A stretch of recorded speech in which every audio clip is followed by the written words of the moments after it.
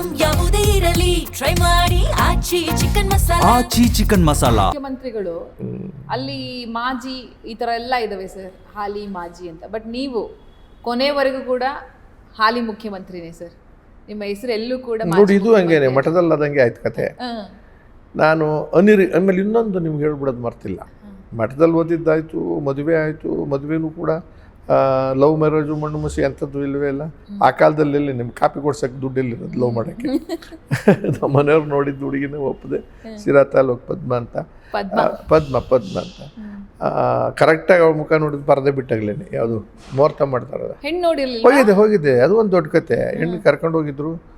ಶಾಸ್ತ್ರ ನಮ್ಮಲ್ಲೆಲ್ಲ ಅದು ಮಾಡ್ತಾರಲ್ಲ, ಹೆಣ್ಣಿನ ಕಡೆ ಬಂದು ನಮ್ಮ ಜೊತೆ ನಮ್ಮ ಭಾವ, ನನ್ನ ಸ್ನೇಹಿತರು ರಾಜಾರಾಮು ಎಲ್ಲ ಬಂದಿದ್ದರು. ಅಷ್ಟೊತ್ತಿಗೆ ಸಿಗರೇಟ್ಸ್ ಇದ್ದದೆಲ್ಲ ಬಿತ್ತು ನನಗೆ, ಅದೆಲ್ಲ ಹೇಳಕ್ಕೆ ಹೋಗಿರಲಿಲ್ಲ. ಅವ್ರ ಮನೆಗೆ ಇಲ್ಲಿಂದಲೇ ಹೋದ ಕಾರ್ ಮಾಡಿಕೊಂಡು ಹಳ್ಳಿ. ಅಲ್ಲೇನು ಪದ್ಧತಿ ಅಂದರೆ ಏನಾದ್ರು ಒಂದು ತಿಂಡಿ ಮಾಡಿ ಒಂದು ಸ್ವೀಟ್ ಮಾಡ್ತಾರೆ, ಮಾಡಿ ಬಡಿಸ್ತಾರೆ. ಆ ಬಡಿಸೋವಾಗ ತುಪ್ಪ ಯಾರು ಹಾಕ್ತಾರೋ ಅವರೇ ಹುಡುಗಿ ಅಂತ.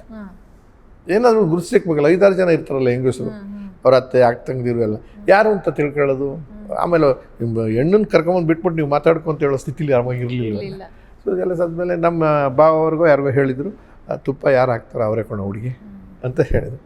ಸೊ ಈಗ ತುಪ್ಪ ಹುಡುಗಿ ನೋಡ್ಕೊಂಡು ನಾವು ಉಪ್ಪಿಟ್ಟು ಮಾಡಿದ್ರು ಅವ್ರ ಮನೆಯಲ್ಲಿ. ನನಗೆ ಉಪ್ಪಿಟ್ಟು ಪ್ರಿಯ ಬೇರೆ ಮೊದಲಿಂದ. ಎಂಥ ಉಪ್ಪಿಟ್ಟಾದರೂ ತಿಂತೀನಿ ತುಂಬ. ಅಲ್ಲ, ಉಪ್ಪಿಟ್ಟೆ ಪ್ರೀತಿ ಆಗೋಗಿರೋದ್ರಿಂದ ಆಲ್ರೆಡಿ ಒಂದು ಸ್ವಲ್ಪ ಇದು ಈ ಮನೆ ಇನ್ಕ್ಲೂಷನ್ ಇದನ್ನು ಚೆನ್ನಾಗಿದ್ದಂಗೆ ಮನೆ ಬಡಬಡೆ. ಉಪ್ಪಿಟ್ಟು ಹಾಕಿದ್ಮೇಲೆ ಉಪ್ಪಿನಕಾಯಿ ಹಾಕಿದ್ರು, ಆಮೇಲೆ ತುಪ್ಪ ತಂದರು. ಅವಾಗಿನ ಕಾಲದಲ್ಲಿ ಕಾಯಿಸಿದ ತುಪ್ಪ ಅವಾಗ ಅವತ್ತೇ ಸೀರೆ ಉಡ್ಸೋರು. ಸೀರೆ ಉಟ್ಟೇ ಇಲ್ಲ ಅಲ್ಲಿವರೆಗೂ. ನನ್ನ ಹೆಂಡ್ತಿ ಆಗಿದ್ದವಳು ಲಂಗ ದಾವಣಿ ಹಾಕೊಂಡಿರೋ ಓಡಾಡ್ತಿದ್ದು. 19 ವರ್ಷ ಆಕೆಗೆ, ನನಗೆ 29 ವರ್ಷ, 10 ವರ್ಷ ಡಿಫ್ರೆನ್ಸು. ಕೆಂಪಿಗೆ ಬೆಳ್ಳಗಿದ್ರು. ಬಟ್ ಹೆಂಗೆ ಆಮೇಲೆ ಧೈರ್ಯವಾಗಿ ನೋಡೋದು ಹೆಂಗೆ, ಸಂಕೋಚ ಅಲ್ವೇ. ನಮ್ಮ ಇವರೊಂದಷ್ಟು ಜನ ಕೂತವ್ರೆ, ಅವ್ರ ಮನೆಯವ್ರು ಒಂದಷ್ಟು ಜನ ಹಿಂಗೆ ಲೈನಾಗಿ ಕೂತಿದ್ವಿ ಕೆಳಗಡೆ ನೆಲದಲ್ಲಿ. ಬಾಳೆಪಟ್ಟೆ ಅಂತ ಗೊತ್ತಾ, ಅದರೊಳಗಡೆ ಉಪ್ಪಿಟ್ಟು ಕೊಟ್ಟಿದ್ದು ನಮಗೆ. ತಿಂತಾ ಇದ್ದೇನೆ, ಬಂದರು. ನೋಡೋ ಹೊತ್ತಿಗೆ ಅರ್ಧ ಮುಖ ಕಾಣಿಸ್ತು ಅಷ್ಟೆ.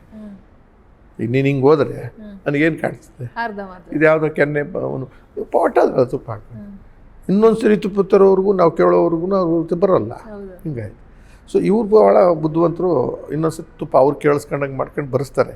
ಆದರೂ ಆನಂದವಾಗಿ ಕೂತ್ಕೊಂಡು ನೋಡೋಕ್ಕಾಗತ್ತಾ? ನೋಡಿದ್ರೆ ಎಲ್ಲರ ದೃಷ್ಟಿ ನಮ್ಮ ಮೇಲೆ ಇರುತ್ತೆ. ಸರಿ, ಅದೇನೋ ಆಯಿತು, ಕೆಂಪಿಗೆ ಬೆಳಗಿದ್ರು ಸರಿ ಬಿಡು ಅಂತ ವಯಸ್ಸು ಕೇಳಿದೆ.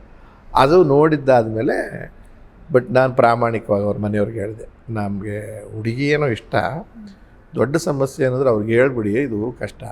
10 ವರ್ಷ ಡಿಫ್ರೆನ್ಸ್ ಇದೆ ವಯಸ್ಸು ಒಂದು. ಆಮೇಲೆ ನಾನು ಕೆಲಸದಲ್ಲಿ ಇದ್ದೀನಿ, ಗುಮಾಸ್ತ ಆವಾಗ ಬೆಂಗಳೂರು ಯೂನಿವರ್ಸಿಟಿನಲ್ಲಿ. ಆ ಕೆಲಸ ಇದೆ, ಅದೊಂದು 400 ರೂಪಾಯಿ ಸಂಬಳ ಬರುತ್ತೆ. ಬಟ್ ಯಾವ್ಗಳಿಗೆ ಆ ಕಾಲದಲ್ಲಿ ದೊಡ್ಡ ಮನೆಗೆ 300 ಕೊಟ್ಬಿಟ್ಟು 100 ರೂಪಾಯಿ ನಾನು ಇಟ್ಕೊಂಡು, ಅವನು 100 ಇಟ್ಕೊಂಡು ರೂಮ್ ಮಾಡಿರಲಿಲ್ಲ, ವಾರದನ್ನ ಮಾಡ್ಕೊಂಡಿದ್ದೆ. ಅವ್ರಿವ್ರ ಮನೇಲಿ ಮಲಿಕೊಂಡು ದುಡ್ಡು ಉಳಿಸೋಣ ಅಂತ. ಕಂಜೂಸ್ ಅಲ್ಲಮ್ಮ. 100 ರೂಪಾಯಿಗೆ 50 ರೂಪಾಯಿ ಬಾಡಿಗೆ ಕೊಟ್ಬಿಟ್ರೆ ನನಗೇನು ಉಳಿತದೆ? ಆಮೇಲೆ ಅಲ್ಲಿ ತಿಂಡಿ ಪಂಡಿ ಎಲ್ಲ ಯಾಕೆ, ಸುಮ್ಮನಿರೋಣ, ಹೆಂಗೆ ಬ್ಯಾಚುಲರ್ ಇರ್ತದೆ, ನಮಗೇನಿಲ್ಲ. ಅಂದರೆ ಈಗ ಸ್ನೇಹಿತರೆಲ್ಲ ಆದ್ರೆ ಅವ್ರವ್ರ ಮನೆಗೆ ಹೋಗ್ಬಿಡೋದು, ನಮಸ್ಕಾರ. ಆಮೇಲೆ ತಗ್ಗಿ ಬಗ್ಗೆ ನಡ್ಕೊಳ್ಳೋದು ಗೊತ್ತಾಗಿತ್ತಲ್ಲ ಮಠದಲ್ಲಿ ನನಗೆ, ಹೆಂಗೆ ನಡ್ಕೋಬೇಕು ಅಂತ. ಆ ಆ್ಯಕ್ಟಿಂಗ್ ಕಲ್ತ್ಕೊಂಡ್ಬಿಟ್ಟಿದ್ನಲ್ಲ ನಾನು. ಹಾಗೆ ಅಂದ್ಕೊಂಡೋದೆ. ಆಮೇಲೆ ಏನು ಹೇಳ್ತೀವಿ, ತುಪ್ಪ ಇದು ಉಪ್ಪಿಟ್ಟು ಹಾಕಿದ್ರು. ಇನ್ನೊಂದು ಸತಿ ವಯಸ್ಸು ದೊಡ್ಡದು. ಒಂದು ಕ್ಲಿಯರ್ ಹೇಳ್ಬಿಡಿ, ಸಿನಿಮಾ ಶುರುವಾಗಿದೆ ನಂದು ಫೀಲ್ಡು. ಅಲ್ಲೇ ಕಮರ್ಷಿಯಲಾಗಿ ಹೋಗ್ತಾ ಇದ್ದೆ. ಅಲ್ಲಿ ಅಷ್ಟೊತ್ತಿಗೆ ಹಾಫ್ ಬಿಟ್ ಮೂವ್ ಆಗ್ಬಿಟ್ಟಿದೆ. ಮಾನಭಂಗ ಇಂಥ ಮಾಡ್ತಿದ್ದು ರೋಲ್ಗಳು ಅವಾಗೆಲ್ಲ ಮಾಡ್ತಿದ್ದು.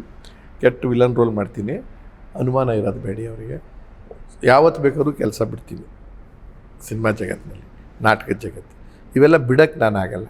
ಅವ್ರಿಗೆಲ್ಲರೂ ಇಷ್ಟ ಆದರೆ ಬೇಕಾದ್ರೆ ಒಪ್ಕೊಳ್ಳಿ. ವಯಸ್ಸು ಎಲ್ಲ ಬಲವಂತ ಬೇಡಿ, ಫೋರ್ಸ್ ಮಾಡ್ಕೊಂಡು ಆಮೇಲೆ ಹುಡುಗಿಗೂ ಏರ್ಬೇಡಿ ಅಂತೇಳಿ ಅವ್ರಿಗೆ ಮಾತಾಡ್ಕೊಂಡು. ಅವಾಗ ಇಷ್ಟೆಲ್ಲ ಮಾತಾಡ್ಕೊತ ಅವ್ರು ಆಡ್ಕೊಳ್ಳೋ ಸ್ಥಿತಿಲೇ ಇಲ್ಲ. ಅವ್ರ ಮನೆಯವ್ರು ಮಾಡಿದ ಮದುವೆ ಮಾಡ್ಕೊಳ್ಳೋಂಥ ಹುಡುಗಿದ್ರು ಅವ್ರ ಮನೆಯಲ್ಲೆಲ್ಲ. ಅವರ ಅಪ್ಪ ಅಮ್ಮ ಎಷ್ಟರ ಮಟ್ಟಿಗೆ ನಿರ್ಲಿಪ್ತತೆ ಇತ್ತು ಅಂದರೆ, ಅವ್ರವ್ರ ಹಣೆ ಬರ ಇದ್ದಂಗೆ ಆಗೈತೆ. ನಿಮಗೆ ಇಷ್ಟ ಆಗಿದೆ, ನಮಗೆ ನಿಮ್ಮನ್ನು ನೋಡಿದಾಗ ನಡವಳಿಕೆ ಎಲ್ಲ ಇಷ್ಟ ಆಗಿದೆ. ಸಿನಿಮಾನೆಲ್ಲ ಮಾಡ್ಕೊಳ್ಳಿ, ಬಿಸ್ನೆಸ್ಸನ್ನು ಮಾಡ್ಕೊಳ್ಳಿ, ಕೆಲಸದಲ್ಲ ಕಟ್ಕೊಂಡ್ಮೇಲೆ ನಿಮ್ಮ ಮನೆ ಬರತ್ತಾನೆ. ಆ ಹುಡುಗಿನೊಂದ್ಸರಿ ಕೇಳಿ ಅಂತ ಅಂದಾಗ ನಮ್ಮ ಭಾವ ಇವರೆಲ್ಲ ಹೋಗಿ ಏನೋ ಕೇಳಿದ್ರು, ಮನೆಯವ್ರು ಹೆಂಗೆ ಹೇಳ್ತಾರೋ ಹಂಗೆ ಅಂತ. ಆಕೆಗೇನೋ ಅವಳ ಮನಸ್ಸಿನಲ್ಲಿ ಸಿನಿಮಾ ನಟಿ ಆಗಬೇಕು ಅನ್ನೋ ಆಸೆ ಇತ್ತಂತೆ, ಈ ಸಿನಿಮಾಗಳು ನೋಡಿ. ಹಾಗಾಗಿ ಅವಳಿಗೆ ನಮ್ಮ ಸಿನಿಮಾ ನಟಿಯಾಗಿ ಬಿಡೋದಿಲ್ಲ, ಬಿಡ್ತಾನೆ ಇರಲಿ ಅಂತ. ಕಟ್ಕೊಂಡಾಗ ನಾವು ಮದುವೆ ಆಗೋಕ್ಕಾರು ಯಾರೋ ಬಂದವರೆಲ್ಲ ಮಾಡ್ಕೊಂಬಿಡೋಣ ಅಂತ ಅವಳು ಯೋಚನೆ ಮಾಡಿದ್ರು. ಏನೋ ಆಯ್ತು ಅದ್ರದ್ದು. ಆಮೇಲೆ ಒಪ್ಕೊಂಡು ಮದುವೆ ಮಾಡಿದ್ರೆ ಸರಳವಾದ ಮದುವೆ. ಒಂದು ಬಸ್ನಲ್ಲಿ ನಾವು ನಮ್ಮ ಸಂಬಂಧಿಕರನ್ನೆಲ್ಲ ಕರ್ಕೊಂಡು ಅವ್ರ ಊರಿಗೆ ಹೋದೆ. ಹಳೆಯ ಕಾಲದ ಸಂಪ್ರದಾಯ ಥರ ದೇವಸ್ಥಾನದಲ್ಲಿ ಹುಡುಕೆ ಹೊಡೆಯೋದು, ಒಂದೊಂದು ಗಂಡು ಪೇಟ ಕಟ್ಕೊಂಡಿರ್ಸೋದು, ಪರದೆ ಕಟ್ಟಿ ಮದುವೆ ಮಾಡೋದು, ಅದನ್ನೇ ಅದೇ ಥರ ಸರಳ ಮಾಡ್ಕೊಂಡು ಇಲ್ಲೊಂದು ರಿಸೆಪ್ಷನ್ ಮಾಡಿಕೊಂಡೆ. ಫಸ್ಟ್ ಟೈಮ್ ಆಕೆ ಬೆಂಗಳೂರಿಗೆ ಬಂದಿರೋದು 83 ಜೂನ್. ಸೊ ದಟ್ ಈಸ್ ಅದು ಮದುವೆ ಆದಮೇಲ ಟಿ ವಿ ಆಕಸ್ಮಿಕ, ಸಿನಿಮಾ ಆಕಸ್ಮಿಕ. ಆಕಸ್ಮಿಕ ಅಂದ್ರೆ ನಾನು ಹುಡಿಕೊಂಡು ಹೋಗಿದ್ದೆ, ರಾಜಕಾರಣ ಆಕಸ್ಮಿಕ ಹುಡಿಕೊಂಡು ಹೋಗಿದ್ದಿಲ್ಲ. ಮದುವೆನೂ ಮನೆಯವ್ರು ಮಾಡಿದ್ದು ಒಟ್ಕೊಂಡೆ. ಈ ಎಲ್ಲವೂ ಆಕಸ್ಮಿಕಗಳ ಲಕ್ಕಿ ಹಂಗಂದ್ರೆ ನೀವಂತರ ಇರ್ಬೋದು.